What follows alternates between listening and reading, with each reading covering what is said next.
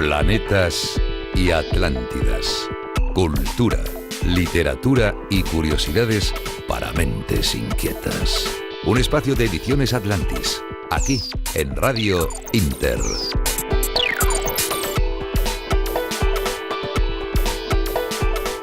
Buenas tardes, nuevo programa de Planetas y Atlántidas, lleno de curiosidades y temas de interés para el oyente, en el que, como siempre, tendremos en su primera parte el espacio Ratones de Biblioteca y en él a nuestra colaboradora habitual Teresa Abedul, acompañada esta vez por el escritor Arturo Fuentes, que ya ha colaborado también en algún programa. Dos escritores que en la radio demuestran sus conocimientos y lo hacen de un modo ameno y divertido. Quien no nos acompaña esta vez es nuestro director, J, sumido en la vorágine de la edición y la presentación de un nuevo libro de la editorial Atlantis, la editorial que dirige. Así que seré yo, Emilio Porta, como en otras ocasiones en las que él no ha podido venir por algún tema de importancia, quien coordine el programa. Un programa en el que después de la primera sección de Ratones de Biblioteca uniremos, como también hemos hecho en otras ocasiones, los espacios tema lunáticos y cazadores de duendes. Y tendremos un invitado especial. Enrique Gracia Trinidad, un autor polifacético y un erudito en muchos temas, no solo literarios, sino también históricos. En la tarde de hoy vamos a hablar con él, aunque intervengamos todos un poco, de un tema que ya iniciamos en Ratones de Biblioteca, en estos momentos, dentro de unos minutos o de unos segundos, que es la vida en el llamado Siglo de Oro. Veremos por qué se ha llamado así. Y no hablaremos solo de literatura, sino de cosas que a todos nos interesan de un tiempo pasado que sin duda, y pese a lo que diga el refrán, fue para la mayoría de la población un tiempo peor. Pueden estar ustedes seguros de ello. Así que voy a saludar a todos los que estáis hoy en el estudio en esta primera intervención. Buenas tardes, Teresa Abedul. Buenas tardes, Emilio. Buenas tardes, Arturo Fuentes. Hola, buenas. Y buenas tardes, Enrique Gracia. Buenas tardes. Y comenzamos con Ratones de Biblioteca. Ratones de Biblioteca. Peculiaridades literarias que te dejarán con la boca abierta. Aquí, en Planetas y Atlántidas.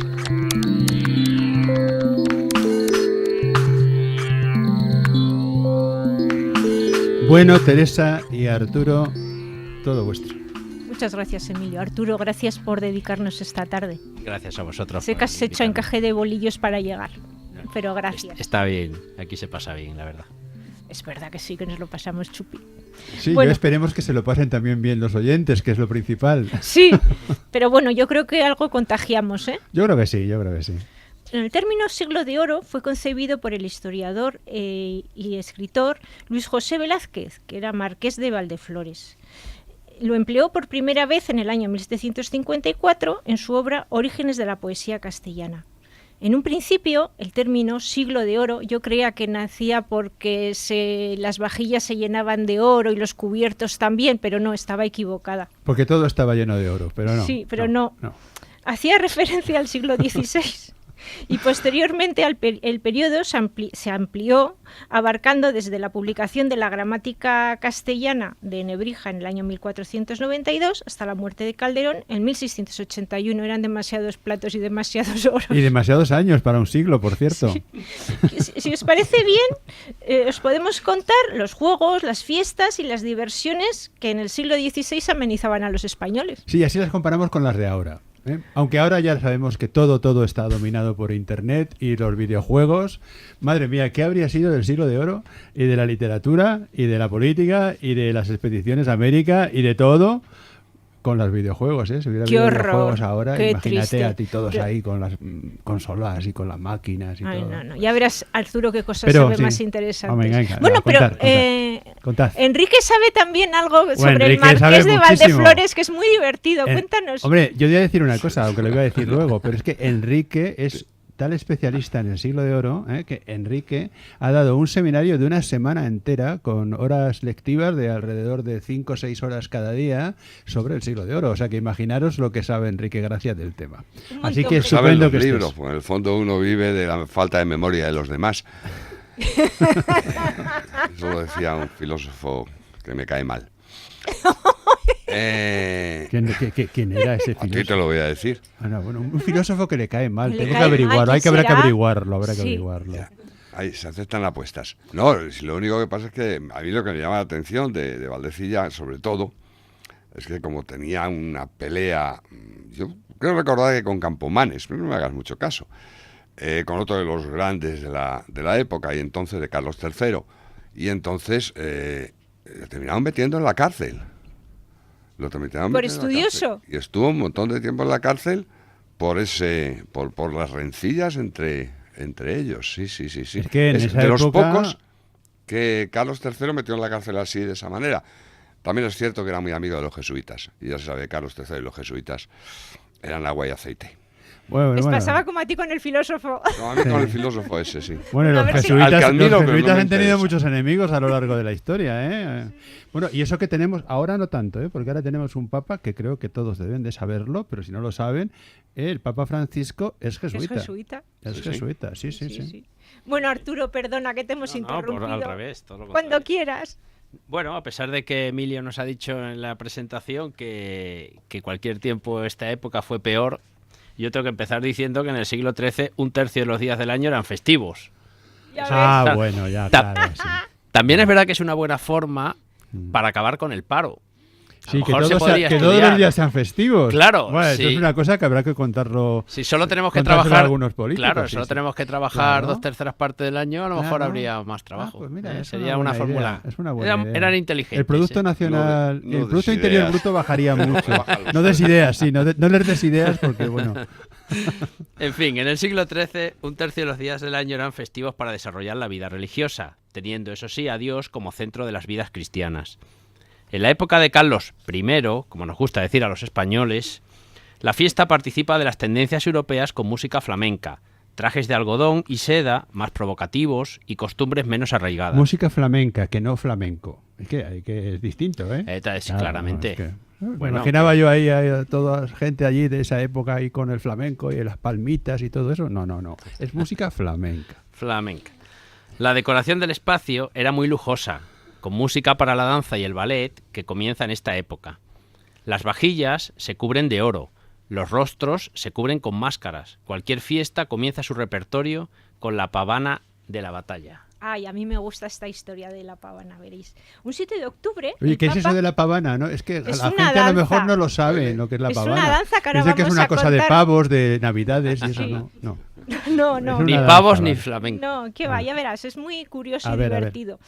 Un 7 de octubre el Papa Pío V establece la fiesta de Nuestra Señora de la Victoria para dar gracias a la Virgen María por el triunfo de Lepanto, triunfo obtenido contra los turcos que amenazaban la cultura europea. Este acontecimiento hasta se incluye en las letanías, en el rosario con la invocación Auxilio de los cristianos y se exclama Jesús y María. O sea, fíjate si es importante. No, pero para que luego digan que en esa época que el feminismo es una cosa actual. No. O sea, imaginaos la Virgen María, representación clara y fundamental de la mujer, pues es la que ayuda a ganar batallas, ¿eh? O sea, que la Bueno. mujer ya estaba ahí representada. Venga, Sí, y sigamos. este ambiente era contradictorio, era paz y lucha. Y no era extraño comenzar cualquier fiesta con una de las danzas más señoriales entre las danzas, el baile de la pavana de la batalla, que venía por la batalla de Lepanto. Ah, bueno. Sí, pero aparte de la pavana había otras danzas del siglo de oro. Y Teresa, pues para la próxima fiesta que organices en tu casa, te voy a recomendar algunas. A ver, Para que las yo pongáis en bailar se me da fatal, pero en Bueno, fin. pero igual a tus invitados no, pero bueno, yo te doy algunas sugerencias. El turdión de origen flamenco, el Uy. pie jibao, el rugero, la alta, el hacha, las folías, la gallarda. Pues mira, igual las folías, que son Oye, canarias. a mí lo del pie jibao me parece que no debe ser una cosa muy agradable. Imagínate a la gente estropeándose los pies ahí y tal. porque Cuando has viene dicho de ahí, la ¿no? danza del pie jibao, he pensado, pues como tengamos un callo, vamos aviados. Sí. Bueno. Pero bueno, es muy interesante que existan esos nombres y esas danzas. sí. De todas formas- Pero la contad gallarda un poco. también. De todas formas, con tanto baile entiendes por qué hay un tercio de días de festivos. festivos, porque aprender Tenía a bailarlo bailar y luego después lo ejercían. Claro, Ah, o sea, claro. probablemente necesitabas más días en el año para poder hacer todo Bueno, esto. hay que bailar mucho, pero es que como no Sí, había, sí. insisto, como no había consolas ni videojuegos, tenía que bailar. Claro, era lógico. Lope de Vega escribe en La Dorotea sobre la decadencia de estas danzas. ¡Ay de ti, alemana y pie de jibao que tantos años estuvisteis honrando, los saraos. Realmente se lamenta porque las danzas de cascabel de cuenta o populares se han introducido en la sociedad con un aire vulgar y chabacano. Bueno, en las fiestas era costumbre iluminar las fachadas de las casas, cerrar las tiendas. Encima que trabajaban poco, cerraban también las tiendas en festivos.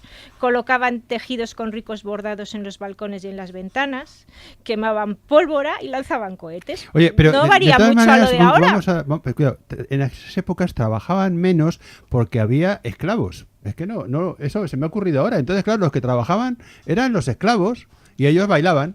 O sea, que es lo que pasaba. Ahora Enrique dice que sí con la cabeza, seguramente Los esclavos casi nunca han ido de fiesta, muy poco. Nada, ni bailaban. Bueno, luego ya, sí, en Estados Unidos, cuando llegaron ya allí y tal y eso... Si ahora se van de fiesta los esclavos modernos, ya. que son esos señores que van a fichar, Pero luego salen, claro, luego es que fichan otra vez. el Es jazz, una por nueva forma ejemplo, de aunque esclavitud. se salga del tema, el jazz, pues que es una música que nace con los esclavos negros en Estados Unidos, ¿eh? O sea que... Bueno, además es que en África hay yo conozco bien África, por cierto. Bueno, lo conozco un poquito, no toda África. Y realmente es increíble el sentido del ritmo que tienen y de la música y de las danzas y de los bailes. O sea que el tema del baile ya viene desde la antigüedad en todos los continentes, en todos. Porque en América del Sur, menudas danzas hay también, ¿eh? Menudas. Con mucho swing. Y mucho swing, sí. Bueno, venga, sigamos. En los días festivos se organizaban misas solemnes, evidentemente.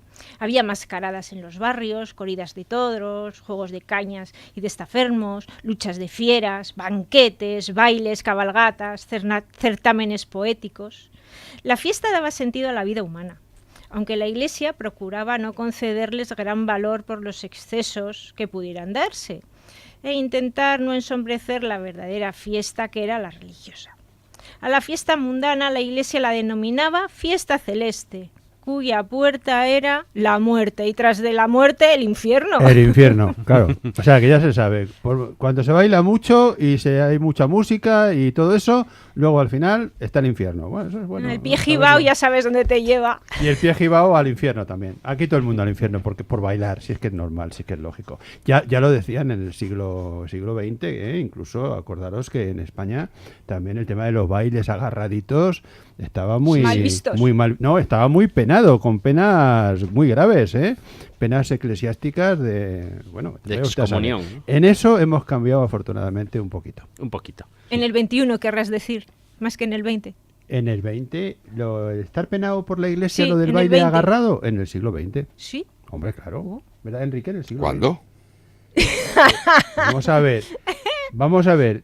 No había unas normas censura. eclesiásticas el siglo XX, no el XXI. El XXI es el que estamos ahora. Sí. Bueno, los bailes típicos en de el la pueblo, parroquia no, se claro, montaban en no, los pueblos. señor, por supuesto. Pero vamos, al final, Sí, no, el párroco el siglo decía XX ha que sido nada, un siglo muy agarrado. ¿Qué dices? que nada de... No, el siglo XX, mediados del siglo XX, todavía estaba prohibido agarrar a la chica mucho y apretarla. Eso ya por parte de la Iglesia, Por parte de la Bueno, Iglesia. sí, que había los típicos que iban incluso separando las parejas, Sí, midiendo sí. los centímetros que había entre Y ellos. decía sí es eso. verdad. Y Pero decía, también iban las madres, ¿no? Las madres, claro. Sí, Las pero se incluso sentaban había allí. una anécdota. Sacristán. Yo recuerdo que había una anécdota que decía que tenía que haber siempre en los bailes entre el hombre y la mujer, tenía que haber la distancia suficiente para que cupiera un ángel.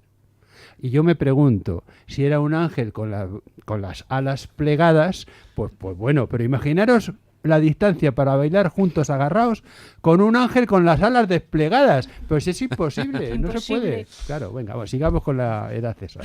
Podríamos contar muchas peculiaridades de las fiestas y romerías del Renacimiento. Los ratones han elegido la fiesta de San Antón, patrón de los animales. Durante un año se ponía bajo la protección del santo un cerdito con una campanilla para que todos los reconocieran, lo tratasen bien y lo alimentaran, como lo haría el santo si fuera vecino del pueblo.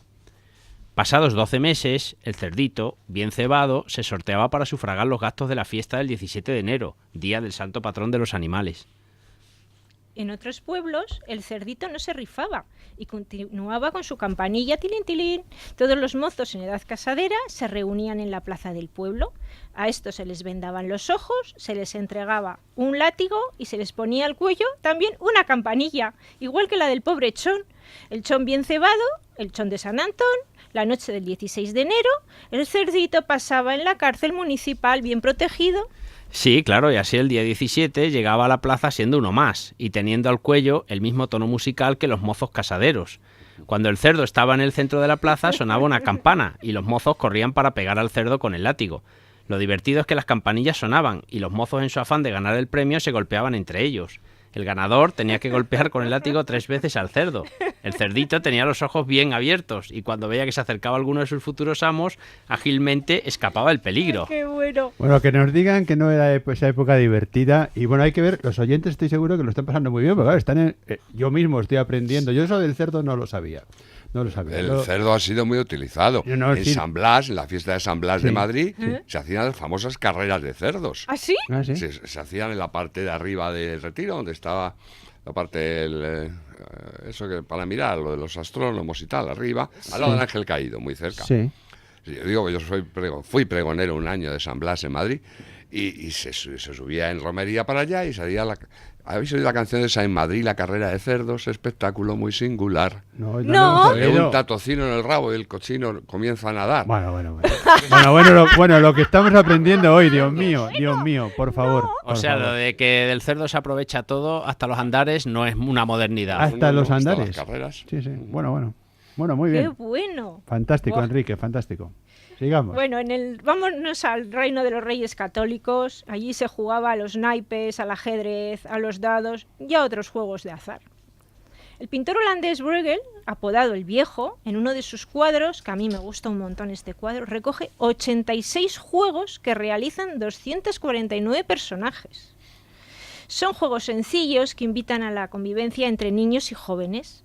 Los podemos ver tocando la flauta, el tambor, jugando a la sillita de la reina, esconderse en un barril, subirse dos a un barril y hacerlos rodar con los pies, jugar a los aros, inflar una vejiga, jugar a las tiendas, a la gallinita ciega, a dar volteretas y... Oye, lo de la gallinita ciega que se jugaba, incluso se siguió jugando. Fijaros que hay un cuadro de Goya Sí. maravilloso que es ese, la gallina ciega, y que se ve a todos con los ojos vendados. Lo de la gallina ciega tiene su intríngulis, ¿eh?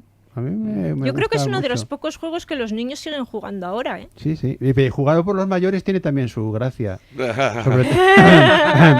Bueno, sigamos. Enrique me apuntó, y yo te doy las gracias, que también en este juego se representa un juego que es de chicos, que se llama Churro, Media Manga y Manga Entera. Sí, Yo este juego se no llama lo de varias había maneras, escuchado nunca, la verdad. Un juego muy bruto. Sí, cuéntanoslo. Jugado una vez que se pone apoyados uno detrás de otro con la cabeza en la parte del culo. Sí, te subías Puestos encima. en la pared y Te subías y ibas subiendo el otro encima. equipo va saltando encima hasta que se derrumban o consigue saltarse y saber si está poniendo la mano en la manga, en la media manga o en la manga entera. Es un juego pero que se ha Sí, en jugado los colegios mucho se jugaba. y que Sí, se jugaba sí. ya en el siglo de oro. Yo claro. tengo un amigo mío que se rompió la espalda con eso, directamente, sí. No te extrañes. Sí, le rompieron porque... no se Era rompió la muy espalda, burro, tuvo pero hemos una sobrevivido. fractura Ahora los tienen con porque los es que parques se le ocurrió saltar al más gordo de la Los parques de clase columpios de Bolas. goma. y cayó encima del pobrecillo y bueno, fue tremendo el tema, se quedó baldadísimo. Luego Mal se lo recuerdo. arreglaron, ya después. Pues menos mal. Que tenemos una medicina muy buena, incluso en aquella época también teníamos medicina que arreglaba Pues huesos y eso. A ver. Estos eran los entretenimientos que usaban los españoles en el siglo XVI. Pues Teresa, lo que voy a contar ahora seguro que a nuestros oyentes les suena de algo. Es original en Florencia. El juego se llamaba Calcio, con sus 2 casetas a modo de portería que debían defender cada equipo de jugadores, no permitiendo que se introdujera en ellas la pelota disputada con los pies. 2 árbitros, a ritmo de tambor, anunciaban al público asistente los resultados. ¡Qué bonito! Pues, ¿para qué quieren ahora esto que llaman bar? Se sigue Sí, llamando con se tambor, sigue llamando en el Italia el calcio. fútbol el calcio, ¿eh? El calcio, la Se liga sigue italiana se llamando llama la así. liga eso italiana de es. fútbol, sí. El juego de los naipes fue una plaga en el Renacimiento. Para controlar este vicio, que mantenía ociosos a muchos que inventaban nuevas formas de juego con las apuestas, la autoridad civil y eclesiástica se vieron obligadas a publicar pragmáticas muy duras. Estas pragmáticas advertían a los jugadores de las penas humanas y divinas que el vicio llevaba consigo. El predicador Pedro de Covarrubias publicó en Burgos en 1519 un libro titulado Remedio de jugadores. Qué bonito. Ah, qué bien, qué Qué interesante. curioso, ¿no? Sigue, Pues sí, sigue. sí. Bueno, O sea que- pues el capitán Contreras, cuando era joven, perdió la camisa y hasta los zapatos. Al conocer por experiencia los peligros del juego, nos dice que en una de sus salidas por el Mediterráneo consiguió un botín espectacular. Y para que los soldados no se jugasen su parte, ordenó arrojar al mar dados y naipes. Los marineros no necesitaban ni las cartas para apostar, ni los dados para jugar. Con su ingenio y ganas de apostar, les fue suficiente. ¿Qué se les ocurrió? Fácil. Ahora veréis. En una mesa dibujaron 2 círculos. El del centro con un diámetro un poquito menor. ¿Y qué buscaron entre los pliegues de su ropa? Un piojo. Sí, tenía que ser de la vestimenta. Los piojos de la cabeza eran más lentos y la carrera mucho más aburrida. De ahí viene la palabra juego sucio. Claro.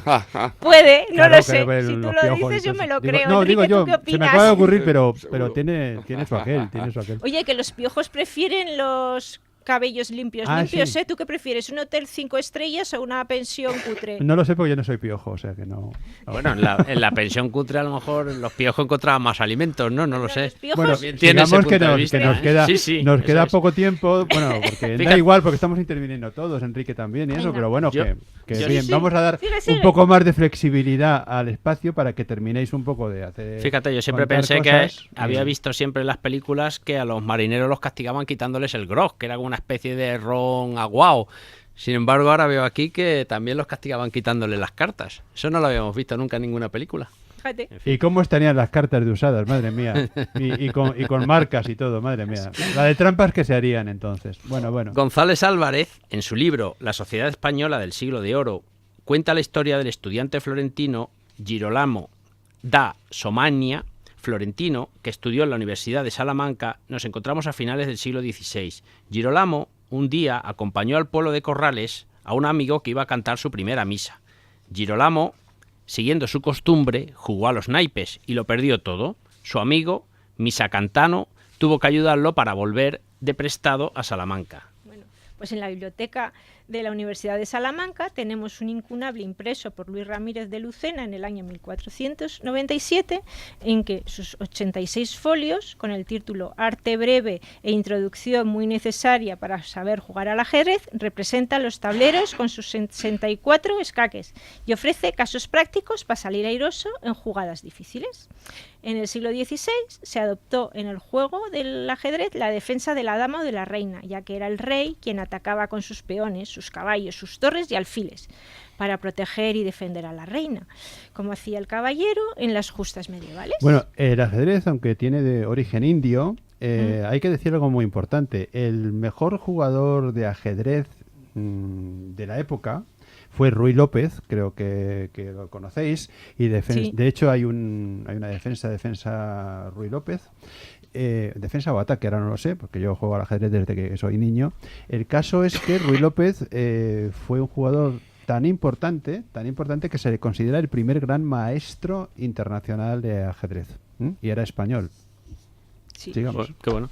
Pues el juego del ajedrez era un torneo de mesa, donde se ponían a prueba la astucia, el cálculo y la inteligencia.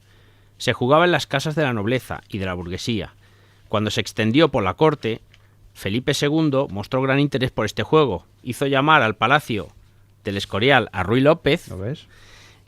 Ruy, como nos ha contado Emilio, era el mejor jugador europeo de ajedrez y enseñó al rey habilidades y estrategias de apertura, defensa y ataque. De hecho, de todas maneras, el ajedrez, el primero que lo extendió a nivel de conocimiento en España fue Alfonso X el Sabio. Alfonso X el Sabio, el rey sabio, fue el primero que ya escribió incluso algunos libros sobre tratados de ajedrez. Bueno, pues, ¿qué os parece? Oye, os queda que poco, ¿eh? Os queda muy poquito. O sea que os doy... ¿Cómo cuánto? Os doy 3 minutos y medio. Pues... J os hubiera dado 1 minuto y medio. Cuéntanos el chiste este Sí. ¿Chiste? que tenemos aquí. Sí, ¿Tenéis un porque chiste? en A el ver. siglo Sí, de sí, oro ten- también se contaban se chistes. contaba Eran chistes, un poco sí, sí. subidos de tono, la verdad, A ¿eh? ver. Pero, en fin, hemos encontrado uno que es contable. Sí, hay uno, además, sobre todo, especialmente donde está Quevedo involucrado, suelen ser bastante escatológicos. Sí, pero porque sí, Quevedo era sí. muy escatológico Sí. en general, sí. Mira, Enrique es un gran amante de don Francisco de Quevedo. Y Creía que sabe ibas a muchas decir de la anécdotas. escatología. No, de Quevedo y de su amigo Góngora, que también, además, por cierto, los dos se dedicaban a ponerse siempre a parir, Quevedo y Góngora, pero eran amigos y jugaban a las cartas, jugaban a los naipes, porque es que en esa época se jugaba mucho a los naipes. Ya digo, no había consolas. Pues en este chiste no es escatológico, sino ingenioso, por parte de Quevedo. El rey tenía su caballo preferido enfermo y mandó a Quevedo a que fuera a ver al prado si estaba vivo o muerto. Y le dijo: si está muerto, no me lo digas, que te castigo. Y volvió Quevedo al rato diciendo: el caballo de mi bamba ni come, ni bebe, ni anda. Está tumbado en el prado, le entran moscas por la boca y le salen por el rabo. Entonces le dijo el rey: entonces, ¿qué quieres decir? ¿Que está muerto? Y Quevedo le respondió: usted lo ha dicho, que yo no he sido. Vos lo habéis dicho. Vos Muy lo bueno, has ¿eh? dicho. Ya, Vos lo habéis fantástico. dicho, Yo creo no que más sé. que un chiste es una anécdota, pues una anécdota maravillosa de las muchas que hay de la época de Quevedo. Era de las que se podían contar. Se podían contar. Bueno, pues vamos a daros las gracias por, no sé, por, A por vosotros. todo lo que habéis Sí, contado, a que vosotros. creo que ha sido de muchísimo interés. Y vamos a seguir hablando del siglo de oro y de la vida de entonces, pero ya vamos a pasar directamente a hablar de ello con Enrique Gracia, quizás de un modo más serio, aunque no sé si habrá algo también de anécdotas menos serias, porque Enrique tiene mucho sentido del humor, como persona inteligente y como persona culta. Así que acabamos, nada más que, le digo al técnico, nada más que una cuña de publicidad y continuamos el programa. Una serie de extraños sucesos aparentemente inconexos que han provocado varias muertes parecen estar relacionados con un misterioso juego online. En una convención de la ONU dedicada al cambio climático se produce un ataque invisible en el que mueren cientos de políticos. Pero, ¿quién está detrás de todo ello? El juego de Dumas, de Cristina Gumucio Irala. Una novela de suspense con temas de actualidad como son la privacidad y la escasa seguridad que ofrece hoy día Internet. El juego de Dumas, de Cristina Gumucio Irala. Una novela publicada por Ediciones Atlantis, ya a la venta. Cazadores de duendes. Solo algunos libros esconden un duende dentro. Hoy cazaremos algunos de esos libros y duendes. Aquí, en Planetas y Atlántidas. Bueno, parece que nos hemos saltado el otro espacio, Tema Lunáticos, pero no es que nos lo hayamos saltado, es que es el espacio que yo llevo normalmente, Tema Lunáticos, sino que lo vamos a unir, lo hemos unido con Cazadores de Duendes para que de alguna forma todo el planteamiento que tenemos del programa, que es un planteamiento de hablar de la vida del siglo de oro, de hablar de anécdotas, de hablar de cosas serias, de hablar de la vida social, de todo esto lo vamos a unir, porque no vamos a hablar hoy de un libro concreto. Si tuviéramos que hablar de un libro concreto y de alguno de los libros de Enrique Gracia, no terminaríamos nunca, porque es un autor con muchísima obra escrita y publicada tanto en poesía como en narrativa y también en ensayo. Buenas tardes, Enrique Gracia. Buenas tardes, Emilio Porta. ¿Cómo estás? ¿Estás bien? Estoy con un gripazo que no me tengo de pie. Por eso pero me ha lo dicho, demás vamos bien. advierte a los oyentes que mi voz está tomada. Y no está tomada, es que aún así tiene una gran voz, porque ha hecho mucha radio en su Sí, vida. pero ahora Y no. aunque que tenga la voz tomada, pues es una voz muy radiofónica. Bueno, Enrique, vamos a empezar un poco hablando de lo general y luego iremos concretando en preguntas, temas, cosas que tengo preparadas y cosas que se te ocurren a ti. ¿Cómo era la vida personal y social de la época? Pues yo pienso que la vida era normal, pero muy compleja, propia de un sitio, una época que es lo mejor y lo más oscuro y lo junta todo. Fíjate que es un reino que pasa de ser reino a ser cabeza del imperio más poderoso prácticamente en una generación. Y en 100 años, poco menos de lo que dura el siglo de oro, se derrumba ese imperio, ¿no? Nace España como nación, por cierto, no cuando se conquista Granada, sino cuando se anexiona Navarra, ya muerta Isabel la Católica, digan los incondicionales lo que quieran. Entra la riqueza a espuertas y se va a iguales puertas. La prueba es que el siglo de oro es una época de bancarrotas continuadas. Me parece que son 4 las bancarrotas que hay en el siglo de oro. O sea, mucho siglo de oro, pero aquí la ruina del Estado. ¿No? Un siglo de oro que realmente está en ruina la sociedad. Hay una gran cantidad de... Hay grandes monarcas y monarcas cada vez más tontos.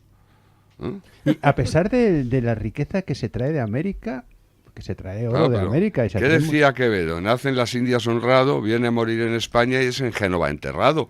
Se lo llevaban todo el dinero, se iba todo para las guerras y para los intereses del emperador Carlos. O sea, que la expansión del imperio español nos costó mucho dinero, ¿no? Es una época compleja, unas diferencias sociales abismales, muy interesante, muy rica y, como todas las épocas de crisis, muy buena para la cultura, para el arte, para la pintura. Pero, de eso te iba a preguntar, ¿no? De las clases sociales, los grandes de España, los nobles, los hidalgos, los gentilhombres... Sí, pero yo te voy a contestar otra cosa antes, porque es que, como estaba oyendo antes, en los ratones colorados... que son ratones de biblioteca. Los ratones... Bueno, ¿ves? Bueno, pero a veces nos ponemos colorados, no te preocupes. Esto ¿verdad? me corrige los ratones. Está muy gracioso eso de los ratones colorados. Sí. Es que yo tengo una teoría. Hay un refrán que dice, eres más listo que un ratón colorado. Sí. Claro. Es que se dice que el siglo de oro empieza con Nebrija.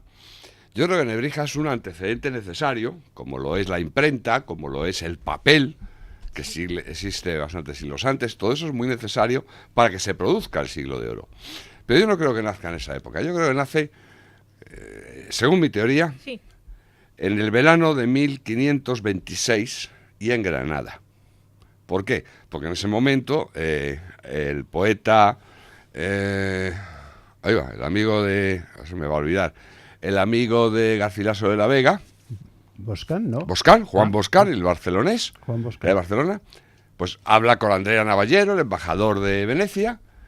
Y es Andrea Navallero el que le dice... Estaban en las tornabodas del emperador Carlos.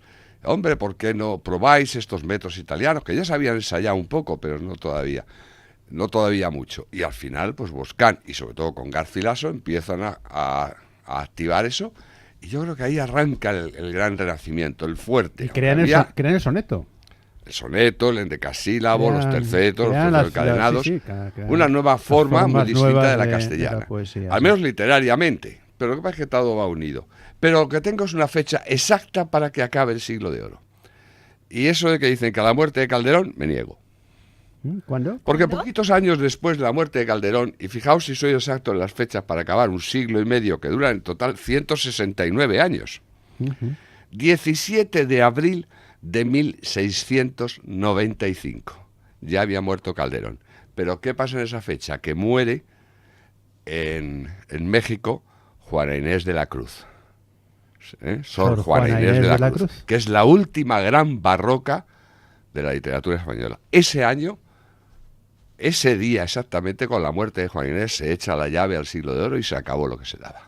Repíteme, por favor, que yo voy a tomar nota, que los ratones nos gustan. Yo te lo doy después eso, Sor Juana Inés de la Cruz. Sigo insistiendo cuántas grandes mujeres ha habido en la historia de España. Ahora que hablamos tanto de mujeres. Y eso que era más difícil para la mujer, era más difícil el estudio y la promoción. Son 15 años más.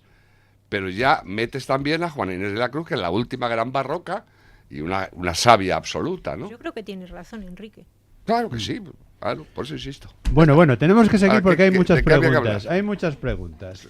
¿Cómo eran las casas? Las de los ricos y las de los pobres. ¿Qué espacios tenían? ¿Tenían Depende retretes? por dónde te guíes, porque dormitorios. Si cuentas la casa de Lope de Vega, por ejemplo, en Madrid, pues era la casa de una persona famosa, importante, doble piso, jardín, huerto. Está reconstruida, es una belleza, está reconstruida tal y como él lo dijo.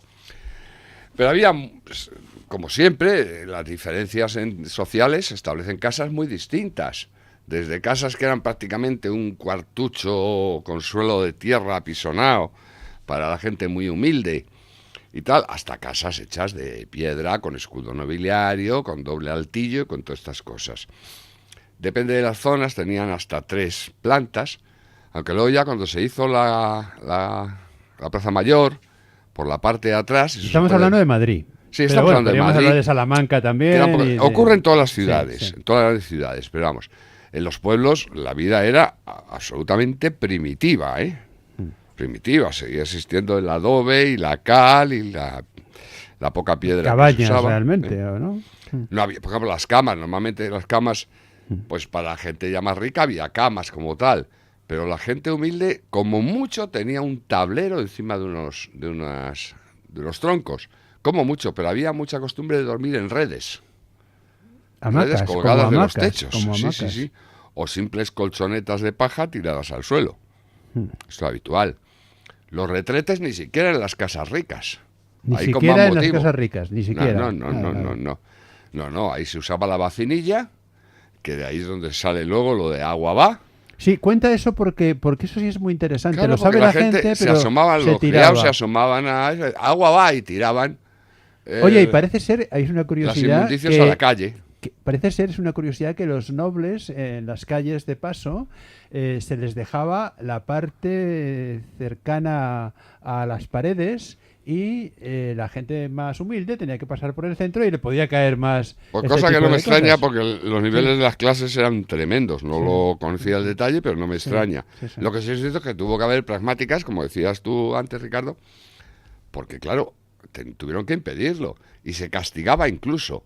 Se castigaba con destierro de la corte durante unos años a la casa, al noble que facilitase eso, y al criado también con destierro y 100 azotes. Eso no se extrañe, ¿eh?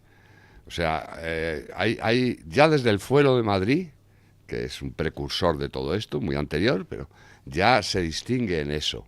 Y se dice, si alguien da falso testimonio, no sé qué, si un hombre da falso testimonio y tal, 20 azotes y expulsado de la corte, no sé, un año.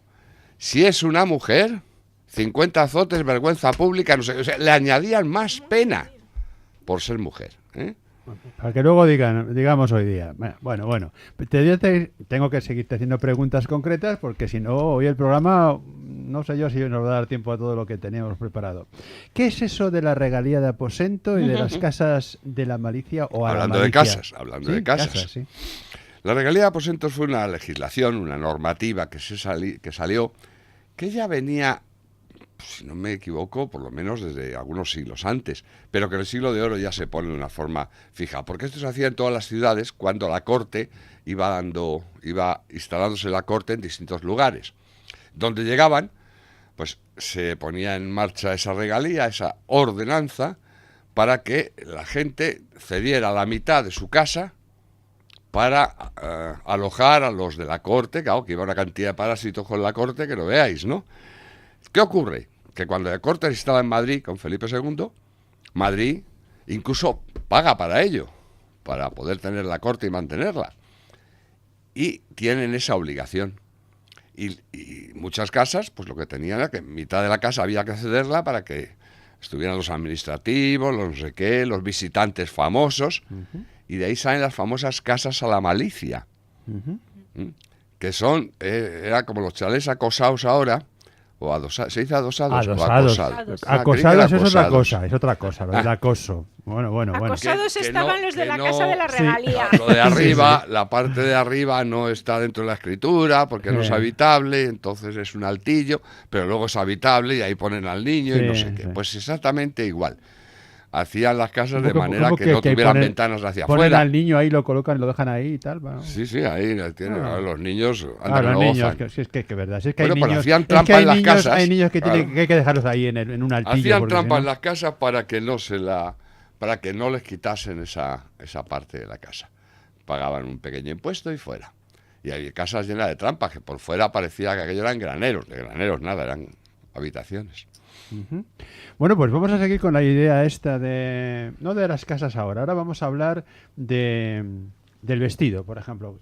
Hay una idea de que en esa época todos los hombres, fundamentalmente los hombres, sobre todo, bueno, me refiero más que nada a la gente, los ciudadanos, la gente, los nobles, vestían de negro.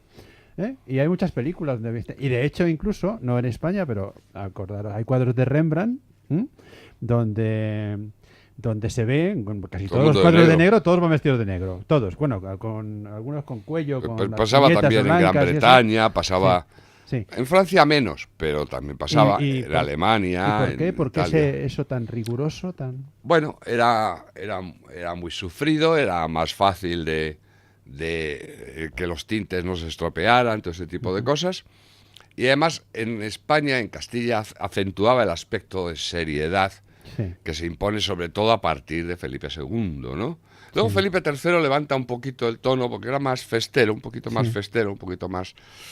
ya sabes que iba de la cama al confesionario y el confesionario a la cama. Ha Se dicho pasaba la que vida Felipe II, ¿ha dicho? Felipe III. Felipe III, porque No, Felipe Felipe II II era de era un muy- riguroso y de un... Muy serio, el rey Bueno. de las oficinas y los Sí. huesos. Sí, bueno, Llevaba bueno. hasta las cuentas de de lo que comían las mulas que llevaban Sí. el material al Escorial, no Sí, sí. fastidies. No, y Carlos III luego ya sí que era un rey más alegre, ya se ponía las... Pero las ese es cosas. Borbón. Claro. Ese Ahora llegaremos a eso. Ese es el de la taza de Bien, chocolate. entonces había... Oye, ¿eso de las puñetas qué eran? Pues lo que llevan ahora los jueces en las bocamangas, ahora que está Sí. tan de moda todo el Y tema de entonces los estaba muy de jueces. moda, ¿no? Claro. Sí. Tú tienes, en la primera parte del siglo de oro, lo que se usa es el cuello de La gola. gorguera, la La gorguera gorguera, grande. la gola, sí. El Lo que- lechuguino. Grande. sí, en los cuadros que vemos de Cervantes casi siempre se ve con... Claro, La gola. el siglo, con la gola el siglo ahí XVI. puesta. Pero también Pero- se llamaba lechuguino ese cuello, me parece, ¿no, También. Enrique? Pero cuando llega el siglo XVII, ya vienen los cuellos planos de blonda, que vienen de la El zona de encaje de Flandes, Sí. que son con encajes o lisos. Se usan mucho, ya se usan en el Reino Unido, se usan en Alemania. Es que eso de la gola era muy rígido. Además, de hecho, de ahí viene la palabra engolado. Claro. Es decir, una persona que de alguna forma, pues, ahí se levanta la cabeza y... Claro, los por españoles encima, fueron de ¿eh? los últimos, se negaban a quitársela, porque les daba cierta presencia al rostro, ¿no? Cierta Bueno, prestancia. la gola, yo no sé, yo no te Pero los imagino pobres con gola, seguían pero vestiendo un pantalón de estos sueltos hasta como el braguetone italiano, ¿no? Hasta la rodilla, un poco más abajo, una camiseta y una camisa y encima una capa y un sombrero como Y podían. Enrique, ¿había preocupación en esa época por la moda por parte Mucha. de los nobles? Muchísima. Lo que pasa es que se imponían las modas desde la Casa Real, sobre todo. Cuando la gente iba a pasear al Prado, iban a ver qué vestidos llevaba uno u otro para ver qué se ponían. Pero casi todos llevaban lo mismo, o muy parecido. Las mujeres no, las mujeres hasta 12 faltas encima del guardainfanta. 12 faldas encima del guardainfante. De 12. las mujeres vamos a hablar ahora, pero vamos a hacer una mínima pausa también para otros 30 segundos, solamente 30 segundos de publicidad, y volvemos inmediatamente a hablar de estos temas. Una serie de extraños sucesos aparentemente inconexos que han provocado varias muertes parecen estar relacionados con un misterioso juego online. En una convención de la ONU dedicada al cambio climático se produce un ataque invisible en el que mueren cientos de políticos. Pero, ¿quién está detrás de todo ello? El juego de Dumas, de Cristina Gumucio Irala. Una novela de suspense con temas de actualidad como son la privacidad y la escasa seguridad que ofrece hoy día Internet. El juego de Dumas, de Cristina Gumucio Irala. Una novela publicada por Ediciones Atlantis, ya a la venta.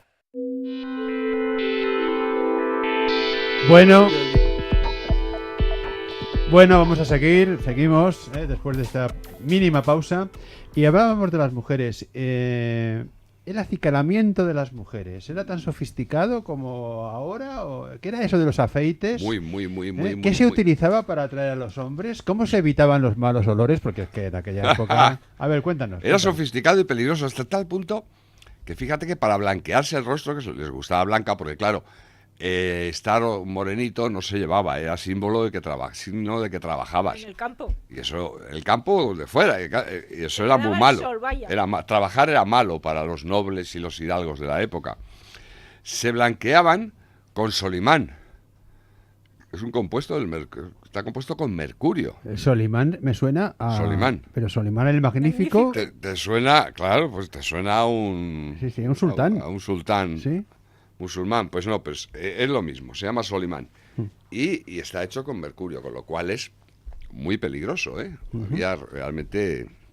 Usaban mucho colorete, se echaban agua de azahar, agua de rosas, pero todavía no había los frufrus de ahora. Lo usaban las mujeres ricas, ¿eh? Los pobres no. ¿qué hacían?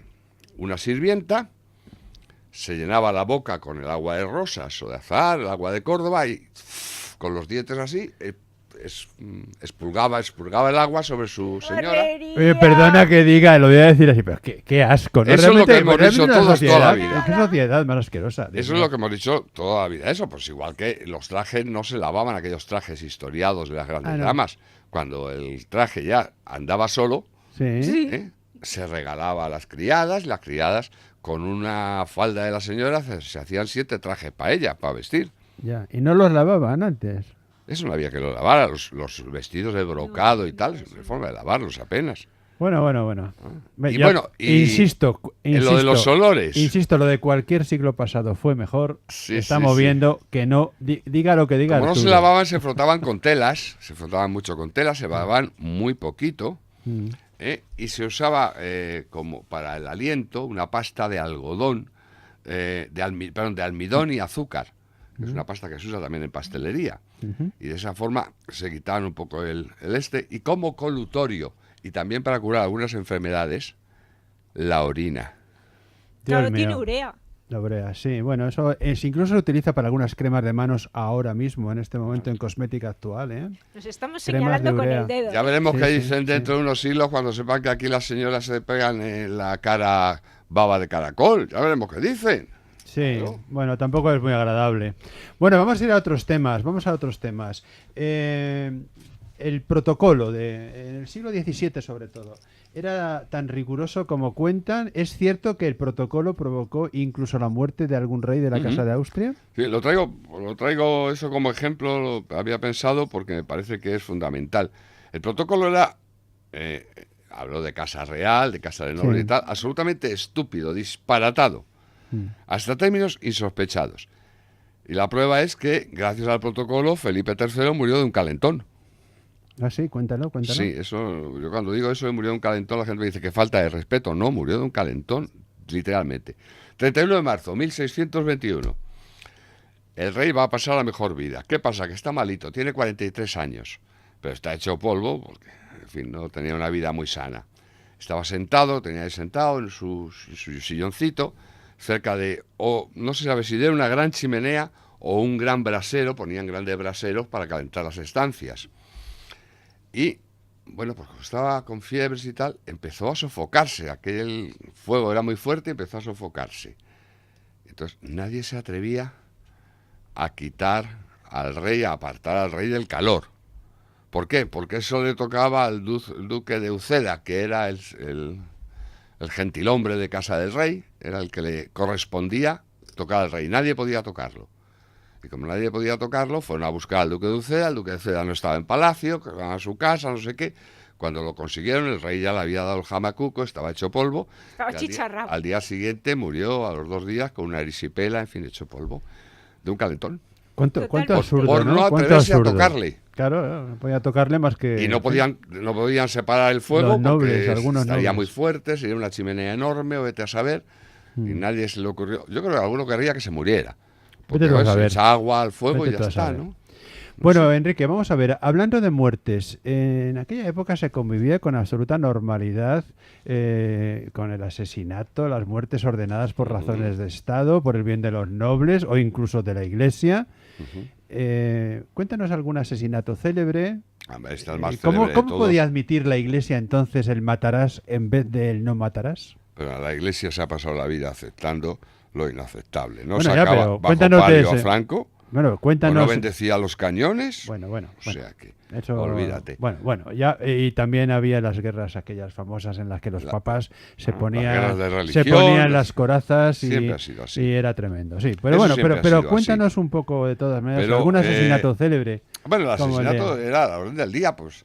de Antonio Incluso más Pérez que hoy y- porque iban y armados. Escobedo, todo ese tipo de cuéntanos esa cosas, historia, la de Antonio Pérez y El de Escobedo. Antonio que Pérez, es la más Escobedo está conocida. muy bien, pero me gusta ¿Quieres alguna recordar más? Sí. la muerte de Juan de Tasis. Cuéntanoslo. Conde- De Juan de Conde- Taxis, ¿con X o con S? Vamos a ver. Con No, dos porque lo digo Ss. porque lo de los taxis Es de con ahora y 2 tal. S, Sí, pero su antepasado, que creo que es el abuelo Francisco de Tasis, sí. en alemán se decía taxis con X. Incluso ha habido quien ha dicho, hombre, como eran los jefes de la posta, en fin, de todo eso, A lo mejor viene de ahí taxi. No, taxi no viene.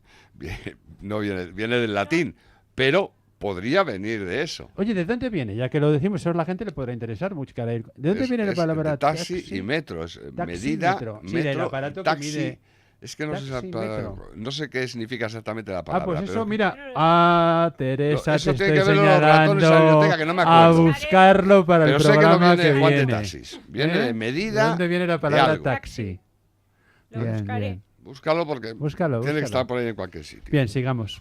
Cuéntanos Pues eso. Juan de Taxis, todos sabemos, era un hombre muy rico, era el jefe de la posta, un noble de rancia familia, el origen alemán, italiano, y bueno, pues tenía muchos amantes, era un galán impresionante, incluso decían que estaba, bueno, le tiraba los tejos a la esposa de Felipe IV, estamos hablando del siglo XVII ya.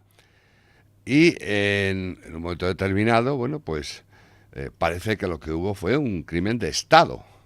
Sí, el rey, harto del asunto, mandó matar y lo mataron al lado de la Puerta de Guadalajara, muy cerca de la plaza de la Puerta del Sol, casi en la esquina que se va a la Plaza Mayor, aquí en Madrid, y le pegaron, le cortaron de arriba abajo con un tajo impresionante. Hay quien dice, las malas lenguas dicen, que no era tanto porque se estaba intentando ligar a la reina, que también, sino porque se ligó definitivamente al amante del rey, que era mucho peor. No se sabe si fue, todo un deshonor. si fue la Calderona, Sí. la del balcón de Marizápalos, o cuál fue, pero en cualquiera de Oye, los cuéntanos casos... eso, porque se nos tiró. queda muy poco tiempo. Sí, Cuéntanos, sí. lo de, pena! cuéntanos lo del balcón de la Marizápalos. Es muy sí. divertido. A Pues, ver. es también de la época de Felipe IV. Piensa que el Marizápalos era una especie de baile que hacía esta mujer que se llamaba Juana Calderón. Algunos dicen María Inés, pero no, era Juana. Algunos dicen hija de Calderón de la Barca, que no, es que se llamaba la Calderona porque era hija de un tal Calderón, pero no Calderón de la Barca. Que lo he visto en internet y me he quedado de piedra. Entonces el rey Felipe IV fue su amante. Le No, has cedió- visto en internet que dicen que era hija de Calderón de la Barca, pero que es mentira. Mentira. Porque No, como no, era muchas hija cosas de que otro cuentan señor en que se llamaba internet. Calderón. Claro, claro. Entonces le cedió un espacio en el palacio en el palco grande que tenían donde la Plaza Mayor para ver las corridas de toros. La reina se mosqueó muchísimo por el asunto y la prohibió entrar allí. Y entonces cuenta la historia, si no vero, event trovato, que el rey construyó un balcón expreso, que es uno de los arcos ciegos que hay enfrente de la panadería, justo un arco ciego, y encima hay un balcón solo. ¿Y qué pinta ese balcón ahí? Bueno, pues es un balcón hecho es profeso para que esta mujer pudiera ver los toros, y dicen que incluso hecho a lo largo de una noche. Yo supongo que serían más días para que fraguase aquello, yo qué sé. Pero en cualquiera de los casos, hasta tal punto llegó la cosa que la reina se enfadó muchísimo. Y estuvo preguntando, había preguntado que quién había sido, no sé quién y tal, no sé cuántos. Y entonces las botoneras, los de la calle Botoneras, que está al lado de la Plaza Mayor, se chivaron. El rey que... Y entonces el rey se cabreó tanto que prohibió a las botoneras trabajar. De repente les quitó el trabajo a todas. Dijo, ya no trabajáis. Y tuvieron que quejarse los nobles. Los botones, hablando de la ropa de antes, eran muy importantes las botones. Entonces no había cremalleras, no había nada. Los botones eran un auténtico artículo de lujo. Sí. Y entonces los nobles se quejaron y el rey cedió y dejó que las botoneras volvieran a trabajar. Fíjate lo que ha de ser un balcón y un amante. Bueno, sabéis que no queda tiempo para seguir hablando. Y fíjate que teníamos preguntas interesantísimas sobre las costumbres amorosas, sobre los robos y los delitos, que no había policía, pero había guardias y alguaciles, cómo se castigaban las penas. Y las no te he condenas dicho a que galeras. la Calderona fue la madre de Juan José de Austria. El único Bueno, es que en de aquella los época- 29 bastardos Sí, es que en de aquella Felipe época, IV, claro, el es que en único aquella realmente época aprobado. había muchos bastardos, evidentemente, muchos. Don Juan de Austria lo era, sí. Don Juan de Austria lo era. Juan José, es otro. Sí, pero Don Juan de Austria, Juan de Austria es del Felipe- otro, de Carlos también, I. también. Este Sí, de sí. Felipe IV. Bueno, la verdad es que estaríamos aquí hablando mucho más tiempo. Es decir, haber metido un siglo en una hora es realmente una labor titánica. pero lo hemos intentado y supongo que también volveremos a hablar de esto y relacionarlo con las costumbres de hoy día. Yo creo que ha sido un programa de bastante interés para los oyentes, porque lo ha sido para nosotros, que muchas cosas no las sabíamos. Así que gracias, Enrique, por estar con nosotros esta tarde. Un placer. Muchas gracias, Teresa, como siempre, A vosotros. Por tu programa y cómo lo llevas. Y gracias, Arturo Fuentes, Gracias por a vosotros. colaborar en el programa de hoy.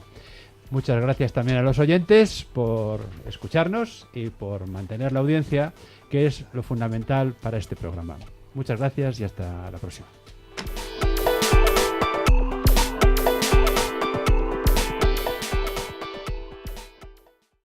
Hay libros que cambian una vida y se conservan para siempre. Contrapensamientos, de Emilio Porta. Un pequeño gran libro editado por Ediciones Atlantis que te ayudará a ver un poco más allá y mejor las cosas que te rodean. Contrapensamientos, un pequeño gran libro que te hará ver todo con otra perspectiva. Pídelo en las mejores librerías. Cada página te abrirá nuevos horizontes. Contrapensamientos.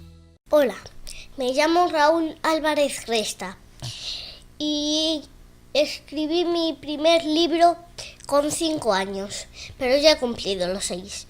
Y se titula Dragones en la selva. Y ya a la venta en las mejores librerías. Es un libro de fantasía para niños de 5 a 9. Y recuerden, dragones en la selva.